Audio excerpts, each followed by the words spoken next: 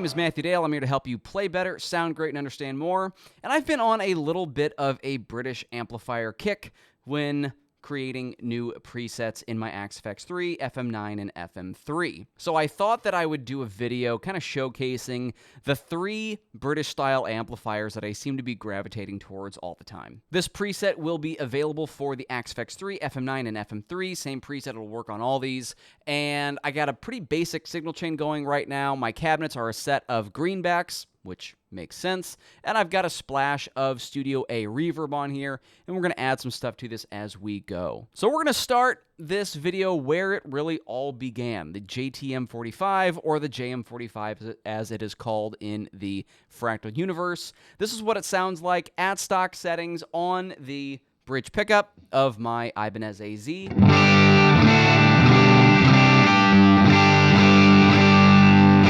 And then if I go to my neck pickup,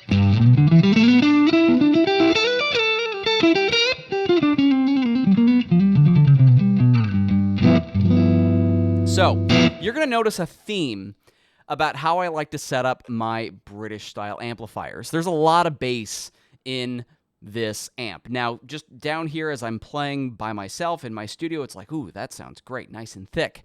But when you're playing with a band, and when you're playing live, that's going to be way too much bass. So I'm going to roll off the bass. I'm going to give myself some more mids, and then I'm probably going to push the treble and bring the presence back. This is like my standard way of starting to dial in a British-style amplifier, and it sounds like this now. Back to the bridge pickup.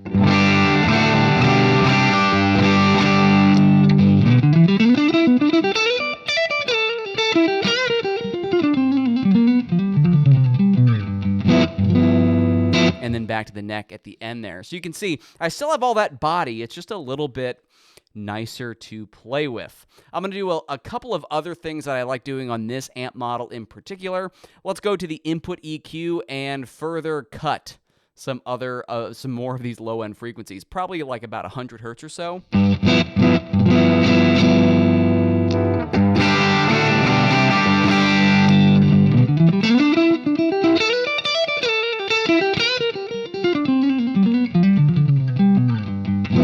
And this is just sounding amazing. I love this already. Let's go and do the gain enhancer type. Really be careful with this. A little bit goes a long way. Gain enhancer. I'm only going to push this up about to 1 or so.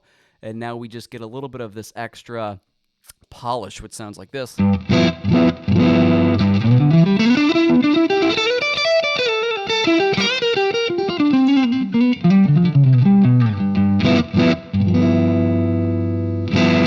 And this is a very touch-sensitive amplifier. So if I'm like playing on the bridge pickup, it crunches nice.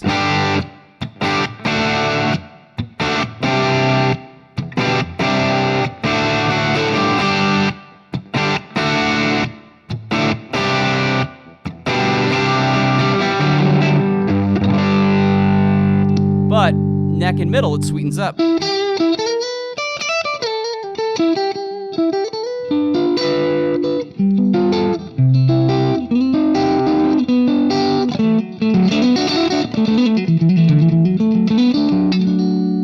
And you're really kind of already in this, I haven't even touched the gain knob yet. I'm in this very like Hendrixy realm. If I just sort of boost maybe the gain up a little bit, back my volume off, and now I backed my volume off. Remember, I turned the gain up. I backed my volume off to about 7. Cleans up nice.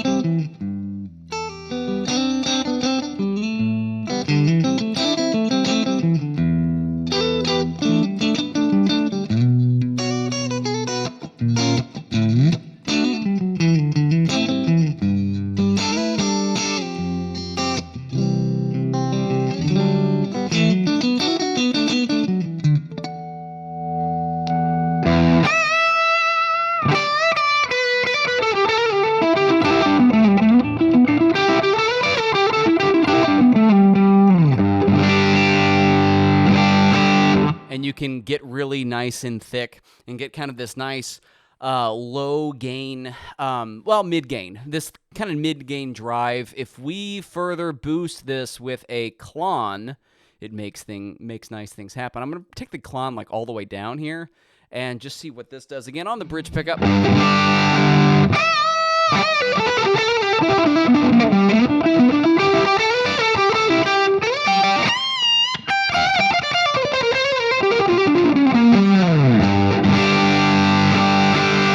And I might even just make it a little bit brighter.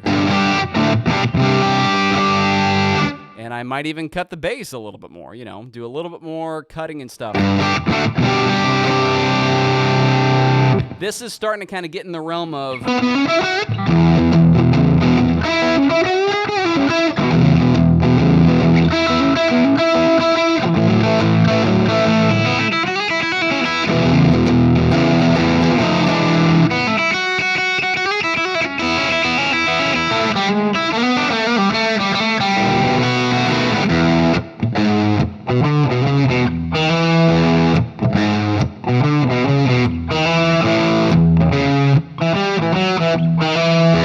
So that's a little bit of Hideaway Eric Clapton plugged into a JTM45. Of course, he was using treble booster on that recording as well, but you kind of get into the realm of that with the Klon, I think. Just makes for a really good pairing. This is really happy single coil territory too. If I go back to my neck pickup and run my volume wide open.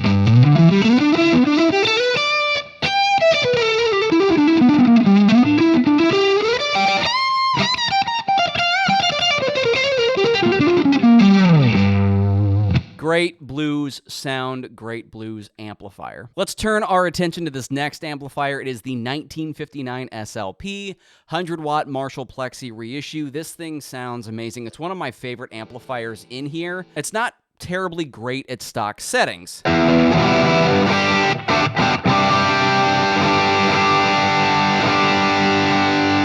So again, I'm going to do the same treatment, back off the bass, and push the mids. Push the treble, back down the presence, probably significantly.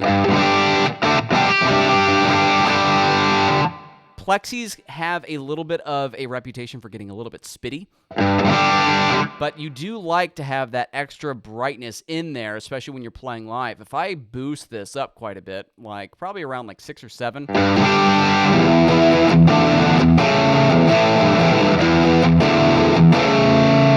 this is like classic rock, happy zone. On the bridge pickup, back the volume way down.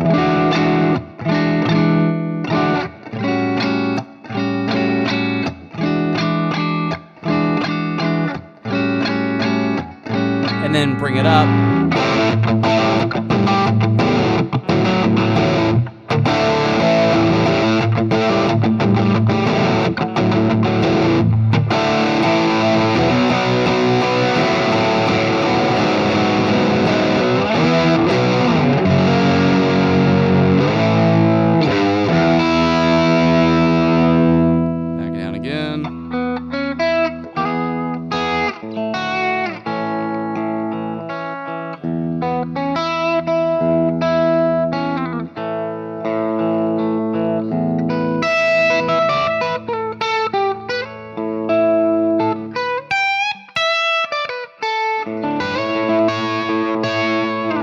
Really, again, touch-sensitive amplifier.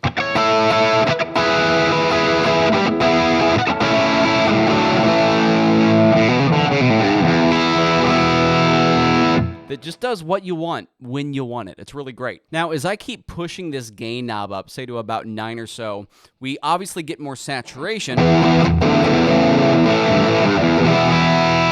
Especially in the low end. If I go back to my drive block and curtail this tone a little bit more, let's go to channel B. I'm going to call in the tube drive 5 knob. I'm going to start with the drive pretty low, and here's what it gives me at just sort of stock settings, stock-ish settings. Let's pull this up a little bit.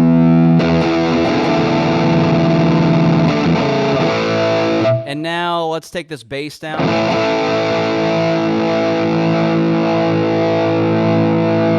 More mids.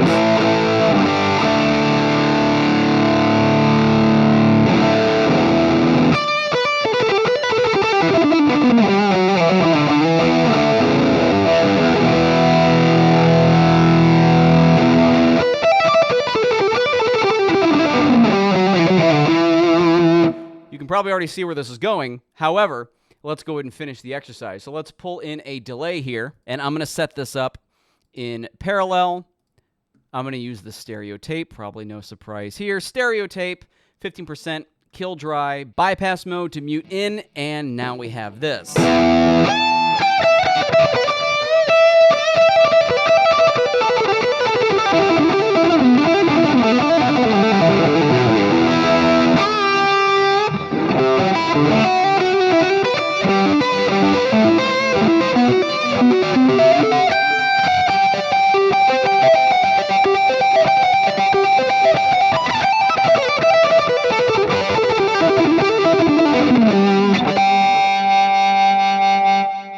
And there's my fake Eric Johnson impression, but that tone is kind of happening with that tube driver and this stereo delay as well.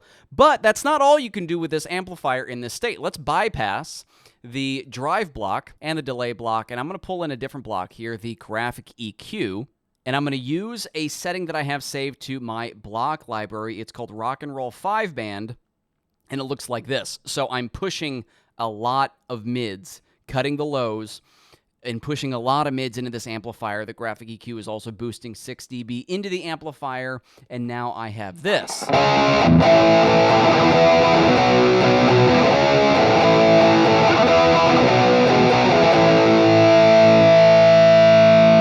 And this gets us set up to do this really great Boston tone.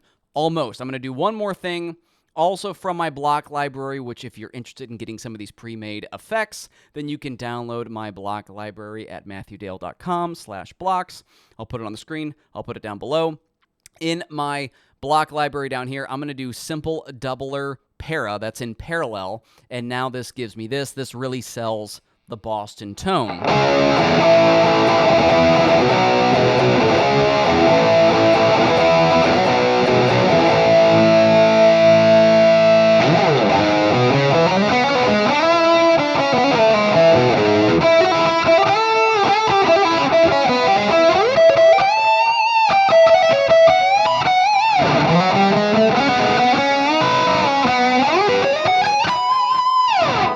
Great way to get that style of amp overdrive as well. This next amplifier is also Cliff of Fractal. It's his favorite amplifier ever. It's a little bit Marshall-inspired. It's a little bit Dumble-inspired. It is the Carol and Takana.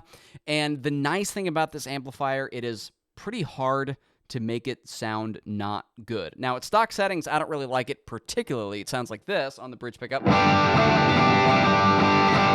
A little bit dark as well. I'm going to boost the master volume. And let's cut some lows. Do my same treatment here.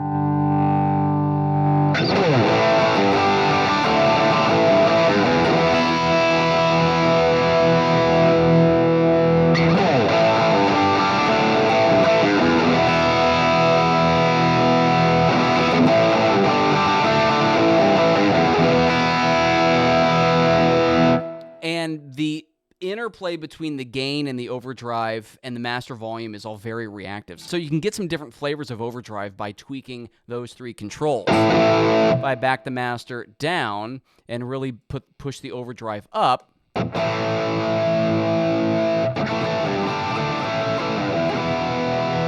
get a very saturated, preamp saturated sound.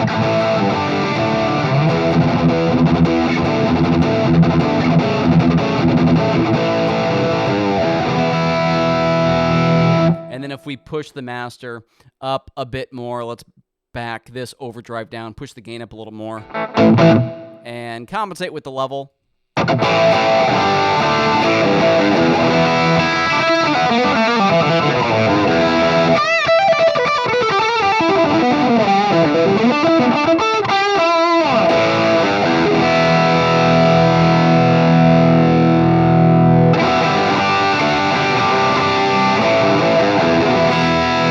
Let's go ahead and try this one with some of those other treatments, like the tube driver and delay.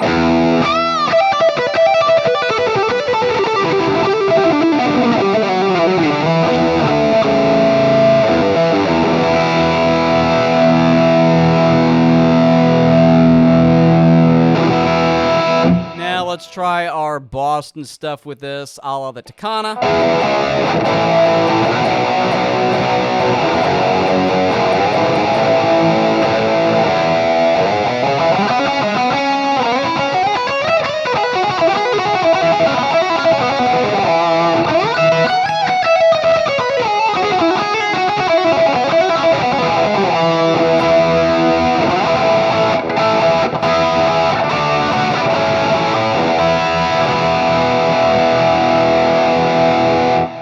And you can get a lot of really great, really controlled and tight distortion and drive out of that amplifier as well. These are some of my favorite Marshalls. Let me know which Marshalls you like in the Axe FX FM9 and FM3 as well.